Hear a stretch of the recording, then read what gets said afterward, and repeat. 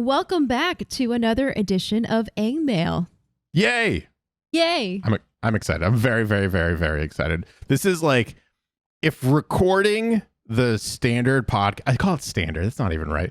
If recording the podcast is a highlight of my week, this is just like, I feel like a notch above, because A, we get to see everything that everyone's been sending us, which is a lot, and B, it is significantly less work than doing an actual episode of the podcast.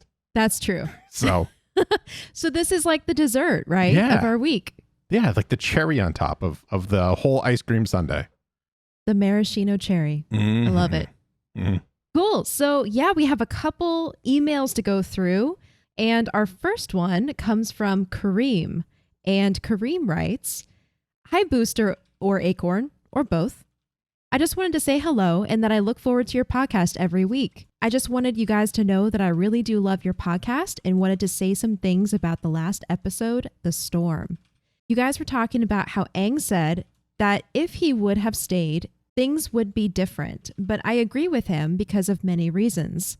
There may be some spoilers, so we're going to only address the things that we've seen so far. Mm-hmm.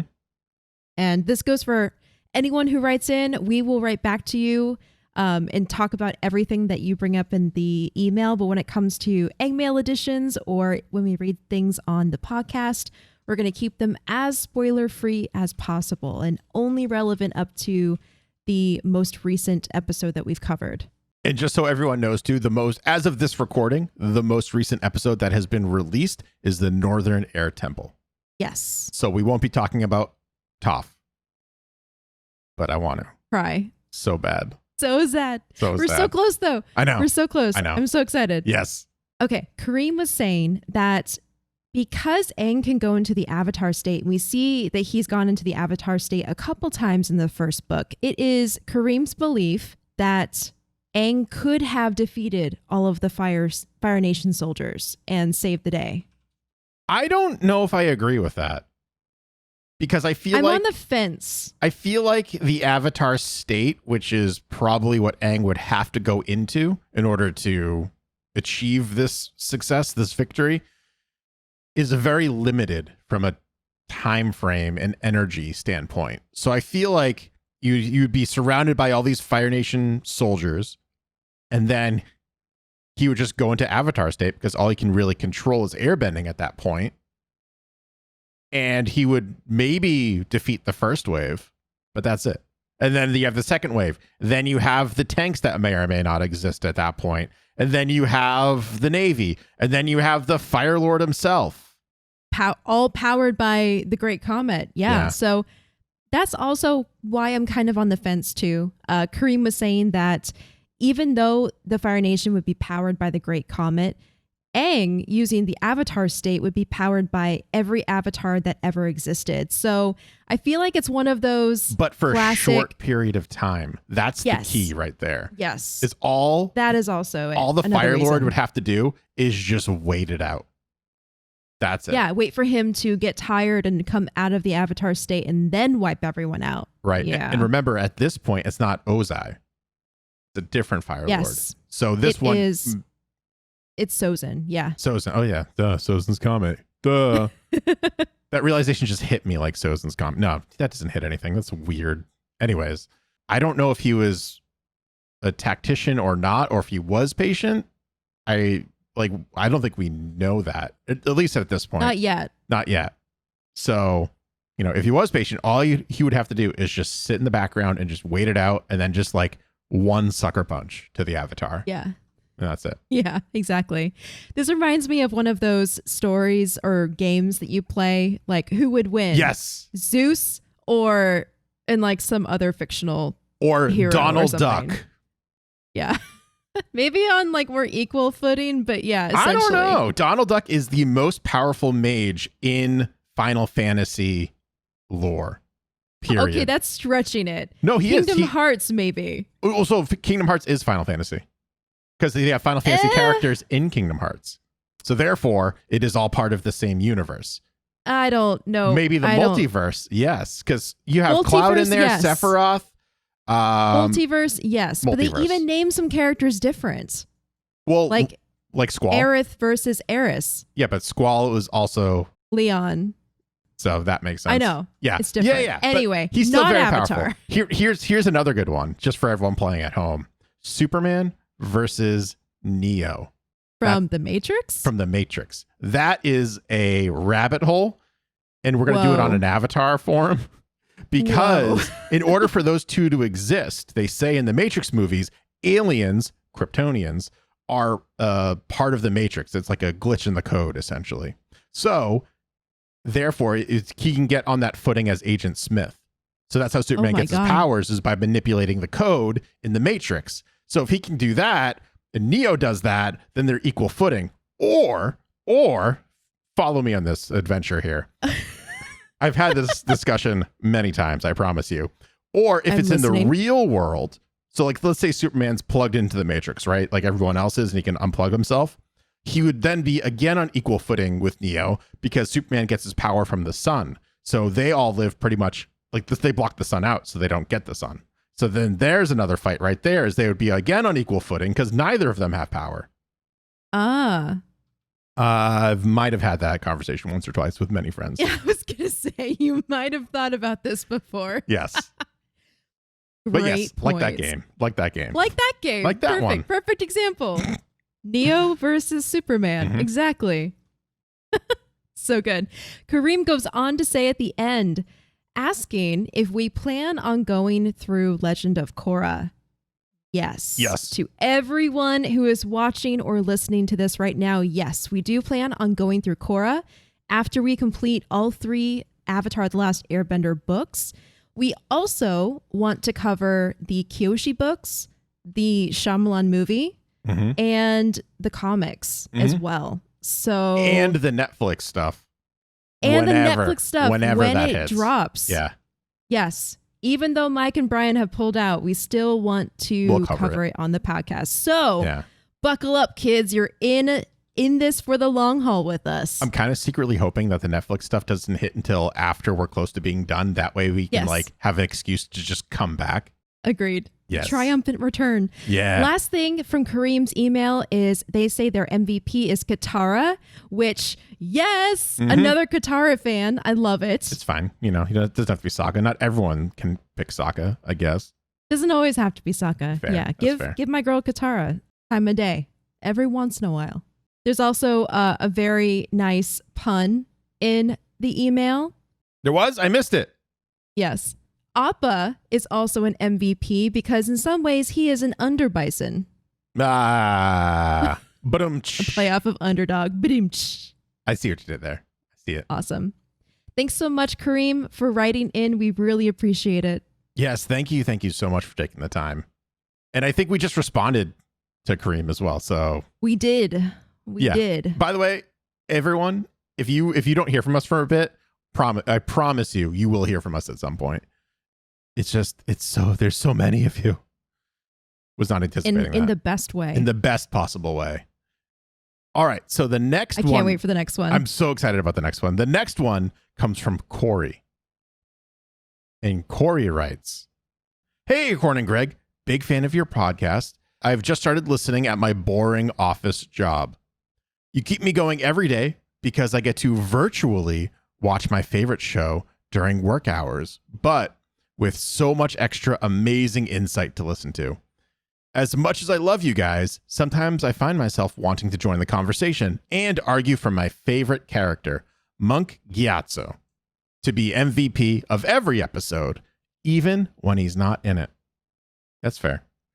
I absolutely loved Greg's idea. I love my idea. Wait, which idea? Oh, yeah.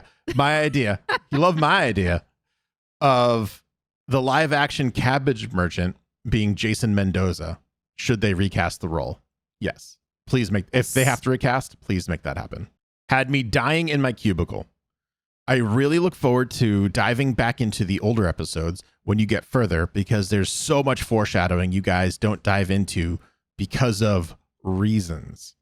This does help me appreciate each individual episode better, though, because I tend to rewatch with a constant focus on the future episodes. Keep up the good work, hot man and hot woman. Sincerely yours, Sokka's Instincts, a.k.a. Corey." I love that. I love that signature. Sokka's Instincts. I like the way that we signed our email. Yeah. It was all you. I'll give Yeah. you all the credit. Suck is Acorn and Greg.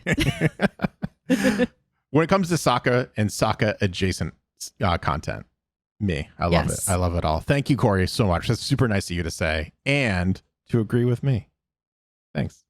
That's Greg's favorite part. My favorite part is Monkey Yatso as the MVP forever and always, because as we can all agree, the elderly characters in this show are just bamps and wonderful and amazing and always the MVPs of our heart. For sure. Including Monkey Yatso. Yes. And it's also like he's such a mentor to Aang too. And like you see a lot of Monkey Yatso not only in Aang, but I think we talked about this in an episode, but in Aang's decision to stay with Sokka and Katara, because they do each reflect different what's the word I'm looking for? Like attributes or principles, traits. Traits of his former mentor. So he probably found some comfort in that. The wise, logical thoughts of Katara and the fun-loving and goofy, easygoing, goofy, easygoing traits of Sokka. Yeah. Yep. Thank you so much, Corey. Thank you, Corey. Thank you, Hot Man. Appreciate it. Who do we have next? Our next email comes from Courtney. Courtney says, "Greetings. Thank you two so much for doing this podcast. I've been a fan since the show first came out when I was 8, and I've watched the series about 13 times now and counting. It's nice to get more insight about the show and hear other people's points of views of the episodes. I've recommended your podcast to my friends as well as all the Avatar groups I'm in on social media." Thanks. Thank you. That's awesome. That's amazing. Thank you so much. I have to give my MVP of the episode to Uncle Iroh. Yes. Yeah. Not because he is an amazing character and goes over Zuko's backstory, but because I can relate to Iroh in this episode. If you have ever met anyone from the Midwest, we are very good at predicting storms days before they even appear. When Iroh tells Zuko there is a storm coming and Zuko questions him, that is exactly how my non-Midwest friends are to me. So, my new fan theory is that Uncle Iroh has family ties to Missouri, or at least he can smell out a storm like we can. Thank you two again for this amazing podcast. I can't wait for the next episodes. Courtney from the Midwest. And if you couldn't tell, this was all addressing the storm. Yes. Yeah, the episode of the storm, which is like amazing. Like it's probably one of my favorite episodes of the season, I have to say. Blue Spirit and the Storm, I think, are up there for me currently.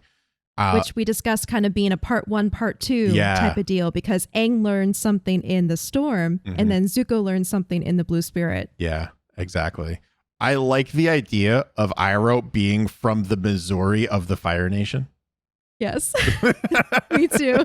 I really like that, because it also kind of like, what if Ozai wasn't raised there? So like we talked about this on one of the episodes where there is a significant, and everyone talks about this, I feel like there's a significant age difference in appearance between Ozai and Iroh. So what if for the first, I don't know, 10 to 15 years of Iroh's life, he was raised in like the Midwest of the Fire Nation, and then when Ozai was born, they moved, I don't know, what's a hoity-toity? The capital or something. Yeah. To the palace. So like the New York City of the Fire Nation. Yeah. I don't know. If you're from New York City, not hoity-toity, I'm sorry. But like, that's where my brain went. But like, yeah, like from like the more elegant and like, I don't know, area. And he didn't learn all that. Like, I don't know. I'm probably overthinking this a little bit now that I'm really diving into this fan theory deeper and deeper into my brain. But like, you know, you usually around like farmland and stuff like that, you have a more structured and strict kind of regiment because you have to like help the chickens and all that stuff. And I assume, I don't have a farm, but I assume there's chickens. I love this. This is just where I'm going. Give us some more facts and interesting figures from farm life, Greg. You are a resident expert. Well, you right? know, there's chickens and then there's cows and then I assume there's a dog or two. And don't forget the cat that sleeps in the barn all the time. And there's that fox who's just always trying to get into the hen house. That's what it's called. There's some alliteration there for you. People in the People that really farm know it's called the hen pen. The hen pen. The hen pen. That's it's true.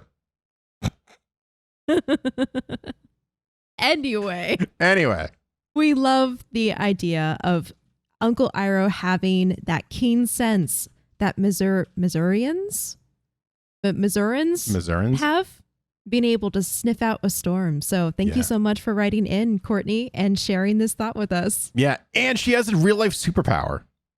Yeah. That's amazing. I'm so jealous. Storm sniffer. Love it. Mine's just puns and making up facts about farm life. Yeah. Pun person. What do we have next? So next up, we have Jeff. And Jeff writes, hello, Booster Greg and Acorn. Oh, very formal with me. Hello, good sir. I just want to thank you both for making this incredible podcast. Your new episodes are the highlight of my Fridays. You guys make commuting something I actually look forward to. Wow. Thanks. It's very nice. Everyone's so nice. That's some high praise right there. That's so nice. Everyone knows commuting sucks. What's the highlight of your day? Commuting. Man, I really love just being sandwiched in between all these cars on the hot and concrete highway for an hour each way to and from work because I have Avatar the podcast to listen to. I don't even mind that woman is doing her makeup and eating a tuna fish sandwich at 8:30 in the morning. Why tuna? I don't know. I thought of the most disgusting thing that you could probably eat at 8:30 in the morning, and I thought of tuna fish. I don't know why. That's a pretty weird choice for 8 o'clock in the morning. I do give you that. Anyways, Jeff continues to say, I'm really excited for you guys to get to season 3, specifically my 2 favorite episodes, The Painted Lady, which I remember that episode. That's me saying that, not Jeff. And The Southern Raiders, which I don't remember that episode. Again, me saying that, not Jeff. Both very Katara-centric episodes. I watched the show when it first aired, and I distinctly remember how exciting and beautiful it was. And as I got older, it 10,000% holds up. As I got older, it's actually gotten better. In fact, I love the show so much that I was able to convince my girlfriend to name our second daughter Kaya. Oh. Which, for those of you playing at home, is Katara's original name and Katara's daughter and mother's name. Yes. When the time comes and we have kids, that's really cool. That you got her. That's so cool. I have to trick for a dog name to get some sort of nerd infusion into it. But I did it. Yeah. I got it. And that's all that matters. If you're wondering what I'm referring to, listen to the Geek Generation episode. I don't remember the number, but it is the top animated 90s cartoons. Listen to that episode. Acorn and I were on it. So yes. Yeah. In the Blue Spirit episode, you mentioned that Zuko was supposed to have a pet hawk, which is true. If you watch the unaired pilot, he has one, and him and Momo get into a scuffle. Oh no. So fun. Oh no. I heard that they added the pilot to Netflix. I haven't watched it myself. I watched it on Facebook of all places. I found a link there one day. But apparently it's on Netflix if you've never watched it before. There's a VOD on Twitch as well. Is there? Cool. Yeah. Somewhere. I bookmarked it. I don't know where off the top of my head, but it's there. Trust me. Yep. I love the on-screen, on podcast ? Chemistry you guys have and all the little behind the scenes information you guys bring. Thank you so much for the podcast, and I can't wait to hear more. Sincerely, a lifelong Avatar fan, Jeff. Sorry, Jeff, because there's an exclamation mark, like Jeff right there. Jeff. I love it. Jeff. P.S. Everyone knows the answer to this one already. Are you guys going to do a breakdown of Korra as well? I know that's a little while away, but I hope you do. Yes, Jeff. Yes. Yes. We are. Yes, Jeff. Exclamation point. Yes. That sounds like yes, chef. Yes, chef. What are we in? Kitchen Nightmare? Yes. What are we in Gordon Ramsay world all of a sudden? I love Ramsay, so yes, please. I've only watched him on Junior Chef, whatever that one was. Oh, that's the most precious show ever. I loved it so much because I only know him. Good. Well, I only know Gordon Ramsay, right? As being like the big, evil, mean, like chef. Angry Brit chef. Yeah. So yes. when they had that commercial, I was like, what? I know. I kind of want to watch this. And he's just so nice to the kids. It's like he saves up all the positive energy for the children and all the negative energy for the adults. It's so cool. It was like I just couldn't stop watching it. And then I did at some point. It's amazing. Probably because life moved on. But it was great. One final thought for Jeff is I am also very excited about getting to the Painted Lady and the Southern Raiders. Those are some of my favorite episodes as well. So yeah, can't wait. Jeff, thank you so much for Jeff. Writing. We super appreciate it. It was very, very nice. I love all of these. These are all very nice. You're going to say you're saying these are all very nice too much, Greg. Well, it's true. So I'll look up synonyms next time for the word nice. For now, you're all nice. Get over it. Get over it. You're so nice. Nice. Our next email comes from Melina. Yes. And Melina writes, "Hey, Acorn and Greg. I'm loving the podcast and I've just caught up, so now I have to wait a week for each new episode. Wah, wah. Sorry. I know. I guess I would consider myself to be a newer fan of Avatar. I've watched bits and pieces of the series, but I was really young when it came out on Nickelodeon, so I really don't remember much until it came out on Netflix. My sister implored me to watch it, and I laughed because I just thought it was some kid's show. Well, I did end up rewatching it, and wow, it's so much more than that. I binge watched it all in 3 days and am amazed by the extensive character development and the world building. I can't wait for you to cover seasons 2 and 3 with some of my favorite episodes, including Zuko Alone, The Library, The Tales of Ba Sing Se, The Boiling Rock, and The Ember Island Players. Oh my gosh, those are all so good. I can't wait either. I only remember one of those. I only remember. No, wait, maybe I remember vaguely Tales of Ba Sing Se, but I remember The Ember Island Players for sure. Okay. Yeah. This is going to be so fun for us, everyone. Greg has only seen the show once, so he can barely remember the details of 2 and 3. Mel says, my favorite characters are Zuko, his redemption arc, though. Yeah. Sokka, Toph, Iroh, and also Suki, especially in the later seasons. We don't get enough Suki fans, I feel like. We don't. Suki is underrepresented in the fandom. Yes. For now. I definitely relate most with Sokka. You guys work well together and the podcast is very cohesive. Love the facts, details, and analysis that you include. That adds depth to the series and really enforces why this show is so great for literally all ages. Yours truly, Mel Hart. That's so nice. Thank you, Mel. Such great points too. Man, I am loving that so many of our listeners are new time Avatar fans. That is amazing to me. I know. I feel like a lot of them, I feel like we should thank a lot of our fans' relatives and significant others, because I feel like we do get quite a few messages that are just like, oh, I did this because my wife, my partner, my sister, my brother, whatever. And it's just like, well, thank them sincerely from the bottom of not only our hearts, but I'm also going to just jump off of a ledge at this point and also say DiMartino and Konetsko's hearts as well. I'm just going to say that. I'm just going to speak for them for have no right to do so, but in that part, I'm just going to. We know them. We know them personally. We're like right? this. I'm going to call him right now. Close. He's not picking up. It's embarrassing. Worst timing ever. No time to not pick up. Click. Definitely called him. Totally him, by the way. Totally him. Not my mom. We also love that you think the podcast is cohesive. We really do work hard to get a lot of interesting facts and details along with the synopsis itself. So we're glad it comes across well and you enjoy it. So thank you so much for saying so. And I think that is time for us for this particular episode of Aang Mail. Yes. And with that, we're going to wrap it up for today. Thank you again so much for writing in. We're really excited to bring Aang Mail and our discussions about Aang Mail to you in this format and capacity. So please continue writing in and we'll catch you next time. Bye.